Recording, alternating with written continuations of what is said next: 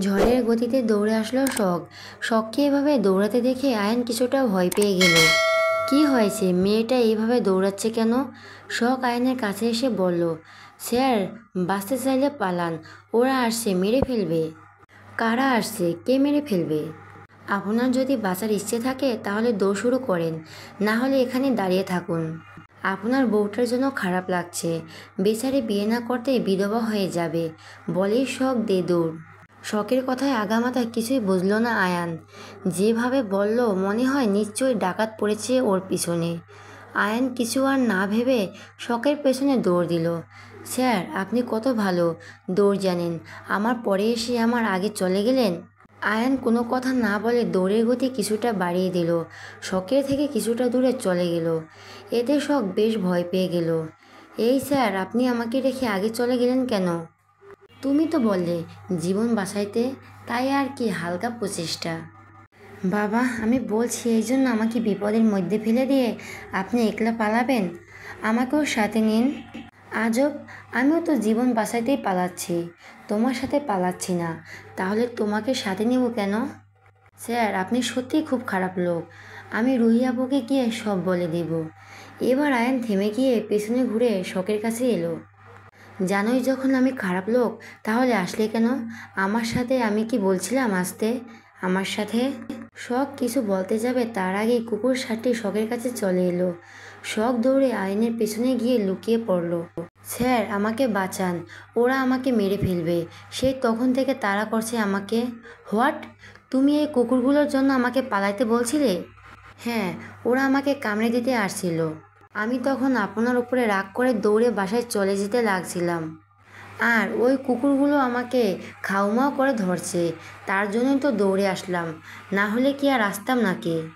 আয়ান এবার রেগে বলল, ইউ স্টুপিড মেয়ে, তোমাকে ইচ্ছে করছে মারতে, তাই তো?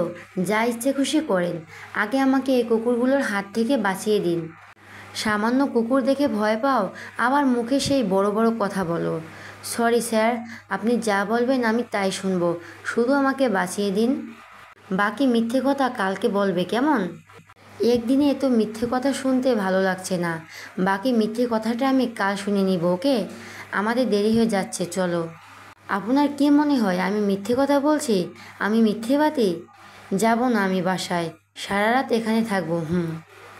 ওকে, তোমার ইচ্ছে, আমি চলে গেলাম, থাকো সারা রাত কুকুরের সাথে গল্প করো, কেমন? বেঁচে থাকলে কাল দেখা হবে। স্যার, সত্যিই আপনি খুব বাজে লোক, আপনার মতো বাজে লোক আমি দুইটা দেখি নাই। আমি রুহি আপুকে সব কথা বলে দিব। বেঁচে থাকলে তো বলবে, রাতে থাকবে বুঝতেই পারবে এখানে কি হয়। বড় বড় চুল, লালা, সাদা শাড়ি পরা, লালা লালা চোখ, দু পা মাটিতে পড়ে না, শূন্যে হাঁটে একটা মহিলা, রাত 2টোর সময় বের হয়। আজ তো তুমি থাকবে, তোমার সাথে দেখা হবে, আমাকে কালকে গল্প শোনাবে, কেমন লাগে দেখতে, ঠিক আছে? শখ আয়নের কথায় অনেক ভয় পেয়ে গেল, পরে তো কান্না করে দেয়। এমনি সে ভূতে অনেক ভয় পায়, তার উপর এসব কথা। আয়ান ইচ্ছে করে শখকে ভয় দেখানোর জন্য বলছে। আয়ান ভূতে বিশ্বাস করে না, আর না আছে কোনো মহিলা।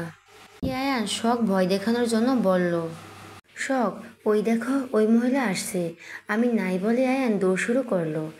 আম্মু, স্যার, দাঁড়ান, আমাকে নিয়ে যান, আমি থাকবো না। শখ কেমন জানি একটা আওয়াজ শুনতে পেল, ভয়ে দৌড় দিল। দৌড়ে এসে আয়ানকে জড়িয়ে ধরে হাউমাউ করে কান্না করে দিল, প্লিজ স্যার, আমাকে রেখে যাবেন না, আমি থাকবো না, আমার ভুল হয়ে গেছে, আমি আর রাগ করব না, আমাকে আর রেখে যাবেন না, ওরা আমাকে মেরে ফেলবে, কান্না করতে করতে বলল শখ। আয়ানকে তো শক্ত করে জড়িয়ে ধরে আছে, যেন ছেড়েই দিলেই পালিয়ে যাবে। এতে আয়ানের বেশ খারাপ লাগছে, মেয়েটা এতটা ভয় পাবে সে বুঝতে পারে নাই। সে মজা করছিল, যেন শখ যেতে রাজি হয়ে যায়। এখন উল্টো হয়ে গেল। আয়ান শখকে সান্ত্বনা দেওয়ার জন্য বলল, শখ, তোমার কিছু হবে না, কেউ কিছু করতে পারবে না, আমি আছি না, মাথায় হাত বুলাতে বুলাতে বলল আয়ান। শখ আর কিছু বলতে পারল না। শখের কোনো সাড়া শব্দ না পেয়ে শখকে ডাকতে শুরু করলো, না, এবারও তাই। উপায় না পেয়ে শখকে ধরে নিজের থেকে ছাড়ালো। ওহ শিট, শখ তো সেন্সলেস হয়ে গেছে, এখন কি করব আমি? সন্ধ্যার পরে এই রাস্তায় কেউ আসে না, বা খুব একটা কিছুটা দূরে চলে আসছি আমরা। কিছুটা বাসার দিকে যেতে পারলে দোকান পাওয়া যাবে। আয়ান আর কোনো কিছু না ভেবেই শখকে কোলে তুলে নিল। হাঁটতে হাঁটতে বাসার অনেকটা কাছেই চলে আসছে। এভাবে ওকে বাসায় নিয়ে যাওয়া যাবে না, আগে ওর জ্ঞান ফেরাতে হবে। আয়ান একটা দোকান দেখতে পেল। দোকানে গিয়ে পানি কিনলো। শখের মুখে পানি ছিটিয়ে দিচ্ছে। না, মেয়েটার এখনো জ্ঞান আসলো না। খুব বেশি ভয় পেয়েছে মেয়েটা। আয়ান এবার একটু বেশি করে পানি শখের মুখে ছিটিয়ে দিল। এবার শখ চোখ পিটপিট করে খুলে তাকালো। তাকিয়ে আয়নকে দেখতে পেয়ে লাফ দিয়ে উঠে আয়নের হাত ধরে বলল, স্যার আমাকে রেখে যাবেন না প্লিজ। আপনি যা বলবেন আমি তাই শুনবো। শখ, শান্ত হও। আমি তোমাকে রেখে যাব না। দেখো, আমরা বাসার কাছে চলে আসছি। আর 3 মিনিটের মধ্যে চলে যেতে পারবো। আশেপাশে অনেক মানুষও আছে দেখো। শখ এবার চারদিকে চোখ বুলিয়ে দেখলো। সত্যি তাই তো। কিন্তু আমি তো আর মনে করতে পারলো না শখ। হয়েছে, আর একটা কথাও না বলে এখন চুপচাপ আমার সাথে যাবে। তোমার বাসার লোক নিশ্চয়ই তোমার জন্য চিন্তা করছে। আমরা 8টায় বের হয়েছি, এখন 9টা পার হয়ে গেছে। শখ উঠে দাঁড়ালো। আয়ন হাঁটা শুরু করলো। শখ দৌড় দিয়ে আয়নের হাত শক্ত করে ধরলো। এমনভাবে ধরেছে মনে হচ্ছে আয়ান চোর চুরি করে পালাচ্ছে, ছেড়েই দিলে পালিয়ে যাবে। কি হচ্ছেটা কি শখ? এটা কি ধরনের ব্যবহার? আমি তোমার স্যার, ভুলে গেছো? যখন তখন আমাকে এভাবে ধরবে না। আপনাকে বিশ্বাস নেই স্যার, আপনি পালিয়ে যেতেই পারেন। আর স্যার, স্যার তো বাবার মতো হয়, তাই না বলেন? হাত ধরলে কিছু হবে না। তোমার আমাকে দেখে তোমার বাবা মনে হয়? কোন দিক দিয়ে আমাকে বাবা লাগে দেখতে? না মানে ওই আর কি স্যার, আপনি তো যুবক, ভাইয়ের মতো আর কি। স্যার তো বাবা, ভাইয়ের মতো হয়, তাই না বলেন স্যার? শখ, তোমার সাহস হয় কী করে আমাকে এসব বাবা ভাই বলার? আমি তোমার স্যার, এসব কথা আমার সাথে বলো কোন সাহসে? যা বাবা, তাহলে কি বলবো? জামাই বলবো? হ্যাঁ, আমি তোমার স্যার, আমাকে স্যার বলবে শেষ। এত কথা বললে আবার রেগে চলে আসবো। কি, আপনি আমাকে ওখানে রেখে আসবেন? আমি সবাইকে বলে দিব আপনি ওখানে নিয়ে গিয়ে আমার সাথে কি করছেন। বললে বলবে, তাতে আমার যায় আসে না। ডোন্ট কেয়ার ভাব নিয়ে বলল আয়ান। আপনি খুব বাজে লোক, আর কোনোদিন আপনার সাথে কথা বলবো না, বলে আয়ানের হাত ঝাড়ি দিয়ে চলে গেল। কি মেয়ে রে বাবা, আমি যে ওর স্যার হই সেটা কি ও ভুলে গেছে? এই মেয়েকে শিক্ষা দিতে হবে, বড্ডবার বেড়েছে। বলে আগে গজগজ করতে করতে চলে আসলো। শখকে গেটের সামনে দেখতেই রুহি দৌড়ে আসলো। 5 মিনিটের রাস্তা তোমরা যেতে আসতে 2 ঘন্টারও বেশি সময় পার করে দিয়েছো। পুরো ফুচকার খেয়ে আসছে নাকি? এ তো রাত করলে কেন তোমরা? আয়ান কোথায়? আয়নের থেকে আমি এটা আশা করি নাই।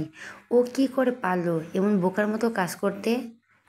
সরি আপু, আসলে আসলে আপু, শখ রাস্তায় অজ্ঞান হয়ে পড়েছিল, তার জন্য দেরি হলো, পেছন থেকে বলল আয়ান। সে কি শখ, তুমি ঠিক আছো? তোমার কিছু হয় নাই?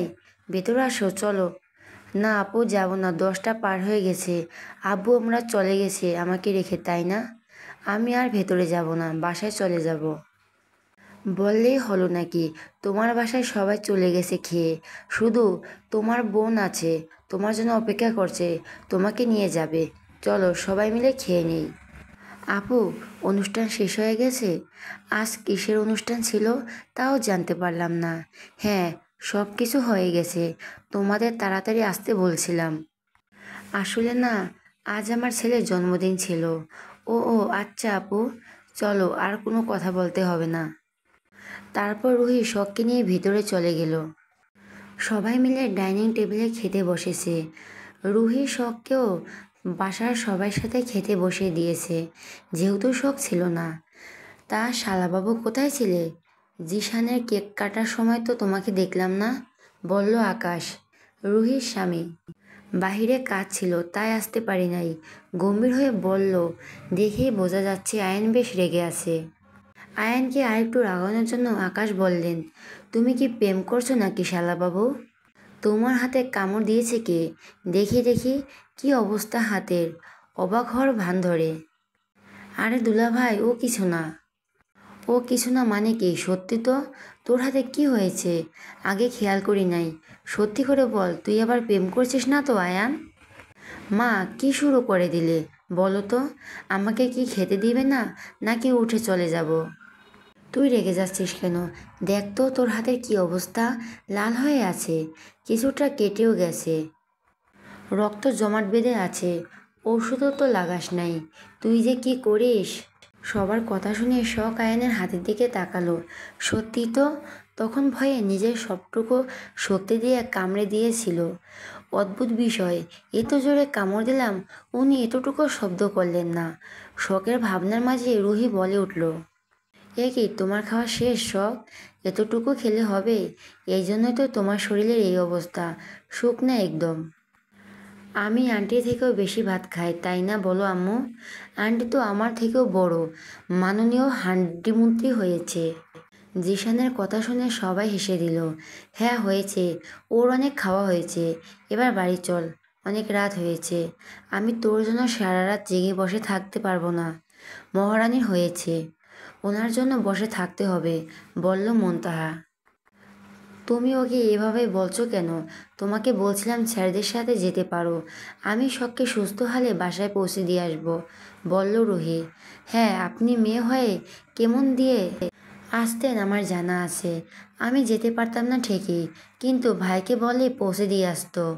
হ্যাঁ, সেই, যার জন্য নাই, আপনার ওই ভাইকে আমার একদমই বিশ্বাস নেই। এমনি আমার বোনকে দেখতে পারে না, যখন তখন শাস্তি দেয়, রাগে না জানি আমার বোনটাকে মেরেই কোথায় ফেলে দিয়ে আসবে। আপু, চুপ থাকো, তুমি এভাবে কথা বলছো কেন? আয়ান রেগে কিছু বলতে যাবে, তার আগেই আয়ানের মা মিসেস নীলিমা চৌধুরী চোখ দিয়ে ইশারা করে না করে দেয়, বুঝিয়ে দেয় তাদের সমান নষ্ট হয় এমন কাজ সে যেন না করে। আয়ান রেগে না খেয়ে উঠে চলে গেল। তোর থেকে শিখতে হবে, আমি কি করে কার সাথে কথা বলবো। তুমি আমাকে যা ইচ্ছে খুশি বলতে পারো, কিন্তু রুহি আপুকে বলতে পারো না। উনি বয়সে আমাদের থেকে বড়, তাই ওনাকে আমাদের সম্মান করা উচিত। রুহি যতই শখকে দেখছে, মেয়েটাকে আরও বেশি ভালো লাগছে। মন তার কথা রাগ হলেও প্রকাশ করলো না। চুপ থাকো তোমরা, ছোট আছো নাকি? বাচ্চাদের মতো ঝগড়া করছো। আজ রাতে যাওয়ার দরকার নেই, আজ রাতে আমাদের বাসায় থেকে যাও। তার আর কোনো দরকার নেই, আমরা কারো বাসায় থাকি না। আসি, ভালো থাকবেন, আল্লাহ হাফেজ। আরে শোনো, একা যাবার দরকার নেই, আমি আয়ানকে বলছি তোমাদের নামিয়ে দিয়ে আসবে। অনেক রাত হয়েছে, গাড়ি পাবে না তোমরা। পাগল নাকি? ওই বাজে লোকটার সাথে কিছুতেই যাব না। আপু, তুমি রাগ করো না, রুহি আপু সত্যি কথা বলছে, আমি বাইরে গিয়ে দেখে আসছি। এ, মায়ের থেকে মাসি দরদ বেশি? তোর নিজের বোনের সামনে রেখে সারাদিন রুহি আপু করছিস কেন? আমি কি তোকে মারছি নাকি রে? এমন করে বলছো কেন? তুমি খালি বাজে কথা বলো। আমার কথা তো বাজেই লাগবে, আমি মানুষটাই বাজে। ওদের ঝগড়ার মাঝে আয়ান নিচে এসে হনহন করে বাইরে গিয়ে গাড়িতে বসলো। মুনতাহা আর শখ যখন ঝগড়া করছিল, তখন রুহি তার মাকে বলে আয়ানকে নিয়ে আসতে। আয়ান আসতে না চাইলেও ওর মার জোর করে পাঠায়। শখ আর মুনতাহা গিয়ে গাড়ির পেছনে গিয়ে এটা দেখে আয়ান আর রেগে যায়। আপু, আমি গাড়ির ড্রাইভার নই, ওদের বলে দাও। এবার মুনতাহা শখের দিকে তাকায়, শখ মুনতাহার দিকে। আপু, তুমি যাও, আমি যাব না, আমার ভয় লাগে। ও রাক্ষসটাকে আর কিছু বলতে পারল না। আয়ান চোখ গরম করে বলল, তুই বড় না আমি বড়? তুই আমাকে যা বলবি আমি তাই শুনবো নাকি? যা গিয়ে সামনে বস, আর একটা কথা বলে তোর খবর আছে। বেচারি শখ নিরুপায় হয়ে আয়ানের পাশে গিয়ে বসলো। আয়ান শখদের বাসার সামনে নামিয়ে দিয়ে এক সেকেন্ডও দেরি না করে, কোনো কথা বলার সুযোগ না দিয়ে চলে আসলো। বাসায় এসে কারোর সাথে কোনো কথা বলছে না, চুপচাপ উপরে নিজের রুমে চলে গেল। পরের দিন সকালবেলা কলেজে গোল হয়ে বসে আছে শখ ও তার কুত্তার দল। শখ ভালোবেসে নামটা দিয়েছে। কিরে, কাল মুনতাহা আপু তোকে নিয়ে গিয়েছিল কেন রে? বলল আয়েশা। মনে ওকেও বিয়ে দিবে, ছেলে দেখতে কেমন রে? যাক, একটা বান্ধবীর তো বিয়ে খেতে পারবো, বলল মেধা। আমার খাওয়া পেলেই হয়েছে, বিয়ে হলেই কি আর মরে গেলেই কি, বলল কাব্য। তোর মুখে ঠাডা পড়বে, কইলাম কাব্য, সব সময় খালি খাওয়া আর খাওয়া। তুই খাওয়া ছাড়া কিছু বুঝিস না নাকি? বলল আমান। না বুঝি না। তোদের কি রে, তোদের এত জলে কেন? মরলেও বলবে খেতে দে, মরার পরে খাস তুই, বলল সিয়াম। আচ্ছা, তোদের কথা শুনবো নাকি মুনথা আপু কেন শখকে নিয়ে গিয়েছিল সেটা শুনবো? তাই বল, বলল স্নেহা। একদম ঠিক কথা বলছিস সেনা তুই। কুত্তাগুলা সারাদিন ভাউ ভাউ করতেই থাকে, বলল মেধা। দিব একটা থাপ্পড় লাগিয়ে? আমরা কুত্তা হলে তুই কি হাতি একটা? বলল সিয়াম। দিয়ে দেখি তোর কত সাহস। যদি থাপ্পড় না দিতে পারিস, তোর আজকে আছে বলে দিলাম। দেখলি তো এখন কেউ ভাউ ভাউ করছে। আমরা না, বরং তুই কুত্তা। আচ্ছা আমি ঘুমাইলাম, ওদের ঝগড়া শেষ হলে আমাকে ডাক দিস, বলল শখ। সবাই মিলে বলল আচ্ছা ঠিক আছে। একটু পরে আবার বলে উঠল, এই না, তোর খালি সারাদিন ঘুম আর ঘুম। বল কালকে কেন নিয়ে গিয়েছিল আপু? বলল আয়েশা। কাকে বলবো, এখানে আমার কথা শোনার মতো কেউ আছে? খোঁজার ঢং করে বলল শখ। তোর কি আমাদের চোখে পড়ে না? তোরা কি আদৌ আমাকে কথা বলতে দিছিস? এবার সবাই চুপ। তারপর শখ সবাইকে সব কিছু বলে দিল। সবটা শুনে কেউ শখের কথা বিশ্বাস করলো না, মজা ভেবে উড়িয়ে দিল। আমেরিকায় ব্যস্ত শহরে অন্ধকার রুমে বসে আছে এক যুবতী কন্যা, তার সামনে পুরো রুম জুড়ে আয়ানের ছবি। আর তুমি আমাকে বুঝলে না, আমার ভালোবাসাটা বুঝলে আয়ান? তোমাকে পাওয়ার জন্য আমি কি না করি নাই। আজ সব কিছু হারিয়েছি শুধুমাত্র তোমার জন্য আয়ান। তাতে কি, এখনও হাল ছেড়ে দেই নাই আমি। রেডি হও, আসছি আমি। তুমি আমাকে কোনোভাবেই ফিরিয়ে দিতে পারবে না। আমার পড়াশোনাও শেষ এবার, তুমি আমাকে কোনোভাবেই না করতে পারবে না। বিয়ে তো তোমার আমাকেই করতে হবে। বলেই মেয়েটি আয়ানের ছবি বুকে নিয়ে হাসছে। হেই শখ, কেমন আছো? বলল আয়াস। আলহামদুলিল্লাহ, ভালো, আপনি? আমিও ভালো আছি। কিছু মনে না করলে আমরা কোথাও বসে কথা বলতে পারি? এখানে বসেন, আমরা এখানে কথা বলতে পারি। না রে শখ, এখন আয়ান স্যারের ক্লাস, সময় নেই, চল, বলো আয়েশা। দূর, তোরা যা, আমি যাব না। ওই লোকের ক্লাস আমি করব না। সকালে সালাম দিলাম, কেমন ভাব করলো, আমাকে চেনিয়ে না, ভাব দেখিয়ে চলে গেল। আমি ওনার ক্লাস করব না। তোর মাথা ঠিক আছে সব? স্যার যদি জানতে পারে তাহলে তুই শেষ, বলল মেধা। আমার ইচ্ছে সেটা। আমি কি ছেড়ে বউ নাকি যে উনি আমাকে যা ইচ্ছে খুশি করতে পারবে? যাব না, দেখি উনি কি করতে পারে। চলুন আয়াস। বলেই আয়াসের সাথে চলে গেল শখ। সবাই অবাক হয়ে শখের দিকে তাকিয়ে আছে, হলোটা কি শখের? আয়ান ক্লাস শেষ করে বেরিয়েছে। মেয়েটা তো ক্লাসে দেখলাম না, গেল কোথায় মেয়েটা? সকালে তো দেখলাম কলেজে আসছে। ভাবতে ভাবতেই আয়ান ক্যান্টিনের দিকে যাচ্ছিল, তখনই চোখ যায় আয়াস আর শখের দিকে। আয়ানের মাথায় আগুন ধরে গেছে শখকে একটা ছেলের সাথে দেখে, তাও আবার একা। রাগে গজগজ করতে করতে চলে গেল আয়ান। কিছু একটা ভেবে আবার ফিরে আসলো। আয়াস, আমার জানা মতে তুমি এই কলেজের টিচার বা স্টুডেন্ট কোনোটাই নও। তুমি বাইরে ছেলে হয়ে আমাদের কলেজে এসে এভাবে কলেজের ছেলেমেয়েদের সাথে ঘোরাঘুরি করতে পারো না। একদিন হলে মানা যায়, কিন্তু প্রতিদিন কলেজের কর্তৃপক্ষ এটা মানবে না। এই কলেজের একটা নিয়ম আছে। আয়ান প্লিজ, তুমি চুপ করো, আমি তোমাকে সবটা বুঝিয়ে বলছি। তার আগে শখের সাথে আমার কিছু কথা আছে, বলে নেই? তোমার সাথে আমি পরে কথা বলছি। আয়াস, তুমি মনে হয় ভুলে যাচ্ছ, আমি এই কলেজের টিচার। তোমার পড়াশোনা শেষ, তুমি কোথায় জব করবে, তা না করে আমাদের কলেজে মিথ্যে পরিচয় ঘুরে বেড়াচ্ছ। তুমি জানো এই জন্য তোমাকে শাস্তি দিতে হবে। চুপ থাকেন আয়ান। আমি কি করব না করব এখন তোমাকে বলে করতে হবে? হ্যাঁ, আমাকে বলেই করতে হবে, কারণ এই কলেজের টিচার আমি।